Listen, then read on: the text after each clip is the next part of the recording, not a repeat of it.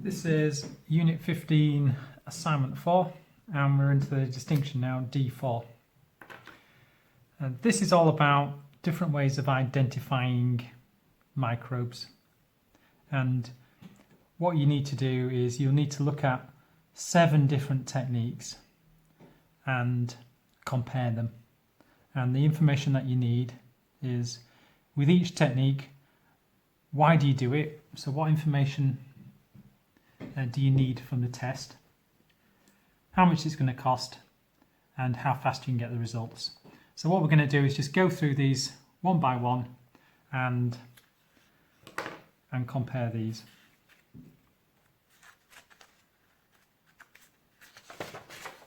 So first of all, we've got colony morphology. So you've done this, you've grown microbes in a petri dish on nutrient agar, and most of you just got the normal E. coli that you were growing, but some of you got some different coloured dots. Well, you can have different colours, and you can also, when they grow a bit more, they might make different shapes. The edges, the margins might be smooth or jaggedy. They might be flat on the agar, or they might make a little mountain, and they might make small or larger colonies. So lots of different ways of comparing them on agar plates. This is quick. Well, you did it in 1 or 2 days, so 1 to 2 days. It's cheap. You did it.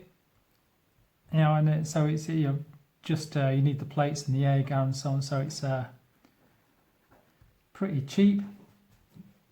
And is it useful? Well, you can tell some common bacterial types. So can tell some common bacterial types from this.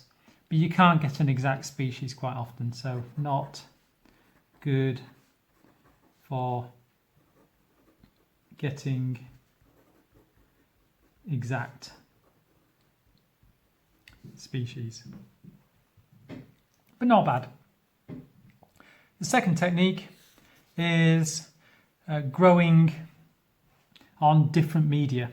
So you used normal nutrient agar, but these are some different types of agar, and just like yours, this is also quite quick.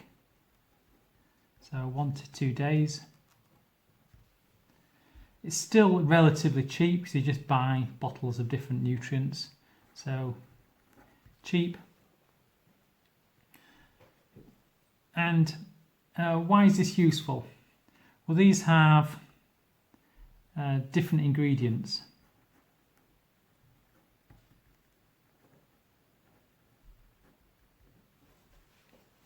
And it depends on what the bacteria do when they live on these different ingredients. So can they break down those ingredients and live on them or not? And you can see on here, where the bacteria are able to break it down, the colours changed. So it works by using different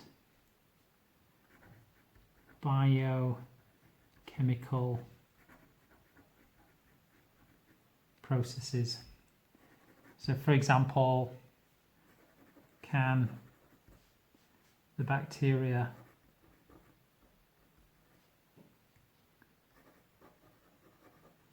break down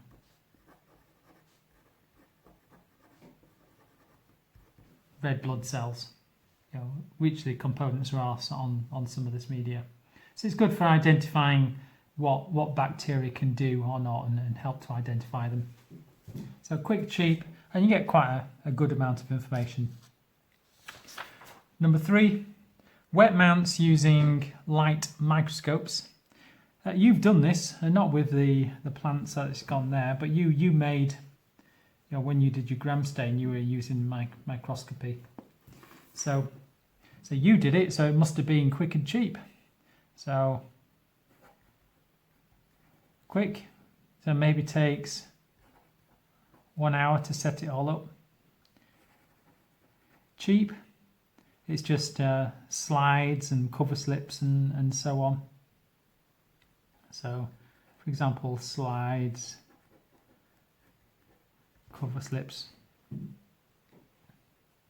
You can also look at living things, and you sometimes see bacteria moving around.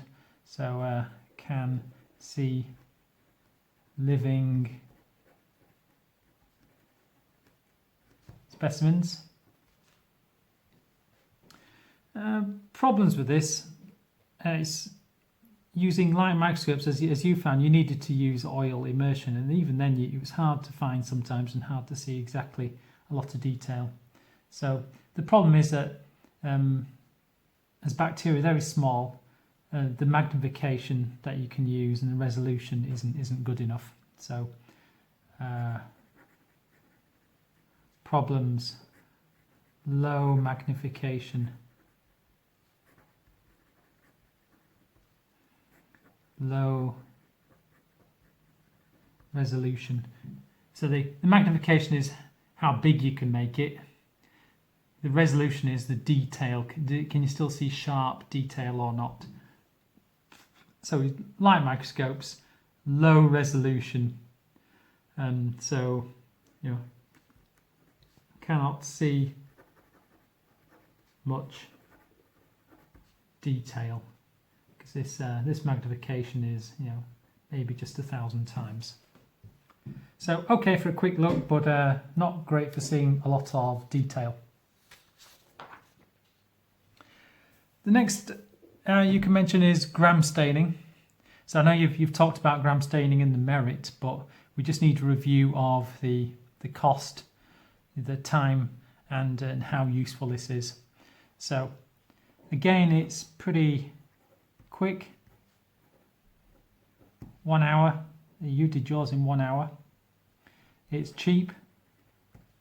So you just need slides and chemicals. So slides and chemicals. And it's quite useful. That's why they do it in hospitals. So can separate into 2 groups, and it's useful to see, for example, what antibiotic to use, as some will be susceptible and others won't, to see which antibiotic to use when infected. So quite useful, and in hospitals they'll quite often do that test. If you pay a bit more money, you can do sort of 2 types of microscopy, which is going to be 5 scanning and 6 transmission. Here we've got 2 pictures of the same thing. These are pollen grains produced by plants, things that give you hay fever. So these are the same thing, but you can see one of them on the left. You can see beautiful detail of the outside of the pollen grains, whereas on the right it's kind of like a slice through a pollen grain and the details inside. So on the left we've got the scanning electron microscope, and on the right we've got the transmission electron microscope. So to start off with, these are both slow and expensive processes. So slow, we're talking about days to prepare everything. Expensive, so maybe £100,000 for a microscope. So slow and expensive, but the scanning So let's talk about the scanning electron microscope. It's good resolution and magnification. You could perhaps go down to 2 million times, and it's great for identifying surface detail.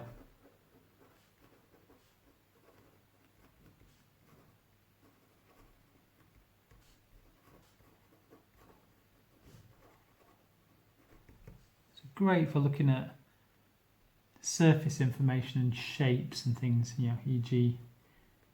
shape, and you can really identify things and compare things. So a really useful scanning electron microscope. Transmission electron microscope. So transmission electron microscope. Here, actually the resolution and magnification are actually bigger than the scanning, but you've got to take kind of slices through stuff. So it's not great for seeing stuff on the outside, but for seeing details on the inside, it's fantastic.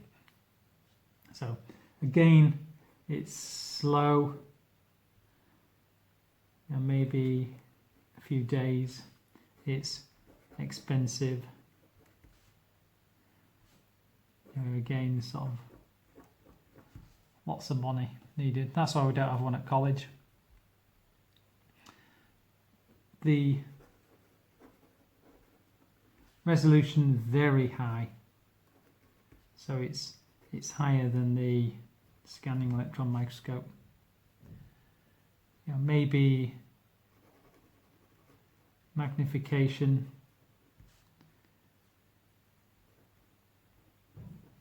They can get them now up to maybe 50 million times. But why is it useful? Because you can see the internal composition of things. So can see the internal composition of specimens. So you take slices and you can see inside, which you can't do with the scanning electron microscope. And the last technique is using these things called API strips. Now these stand for Analytical Profile Index.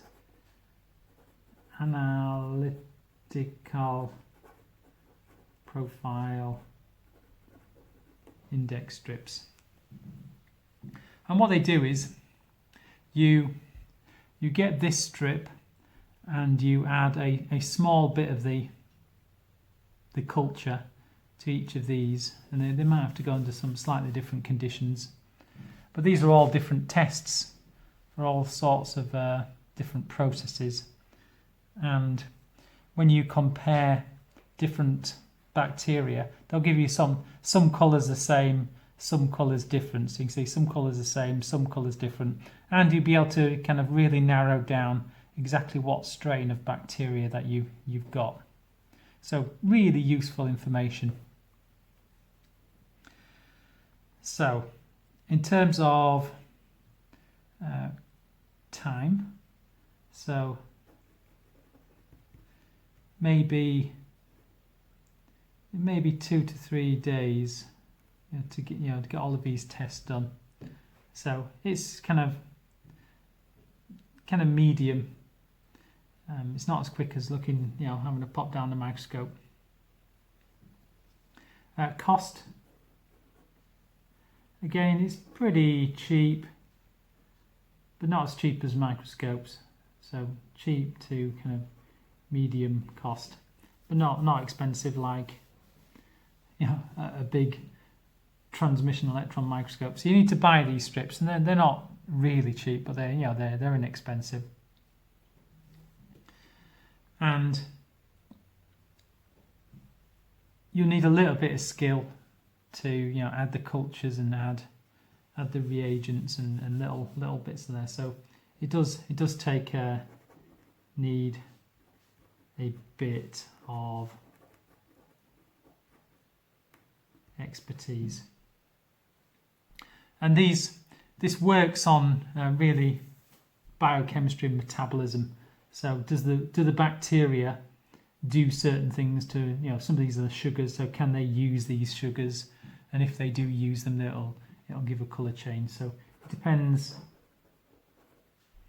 on bacterial metabolism, e.g. can it use a particular sugar, and that then gives a colour change.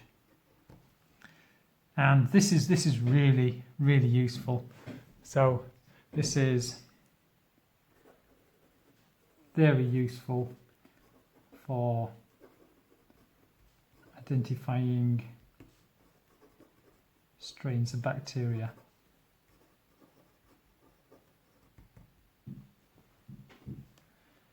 When you look down the microscope and it could be one or two different bacteria, this really narrows it down for you. So just a reminder what you need to do. You need to talk about all 7 of these techniques. You need to talk about what information you can get out of them. What's the point of the test, the cost and the speed. So find some diagrams and reference them. Give us a little bit of information about each one, and that should be your distinction.